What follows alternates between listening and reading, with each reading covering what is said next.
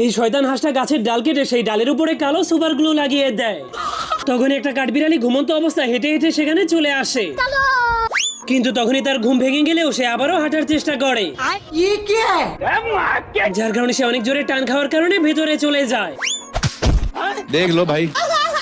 এই জন্য তার ভাই অনেক কষ্ট করে যখনই তাকে উঠিয়ে দেয়, তখনই সেই সুপারগুলোর কারণে তাদের দুজনের হাত একসঙ্গে আটকে যায়। কিন্তু যখনই তারা গামগুলোকে ছোটানোর চেষ্টা করে, তখনই তারা আরো বেশি করে আটকে যায়। এই জন্য সে যখনই হাত ছোটানোর জন্য তাকে এভাবেই টেনে টেনে বাইরে নিয়ে যায়, তখনই তাদের দুজনের হাতের সুপারগুলো খুলে যায়। কিন্তু এরপর সেই শালা হাঁস অনেক লম্বা একটা কেচি নিয়ে কাঠবিড়ালিগুলোকে ভয় দেখাতে শুরু করে দেয়। मैंने कुछ नहीं किया। এই জন্য কাঠবিড়ালি যখনই কাজ করতে শুরু করে, তখনই হাঁসটা আবারও কেচি দিয়ে তার পায়ের নিচের ডালটাকেই কেটে দেয়।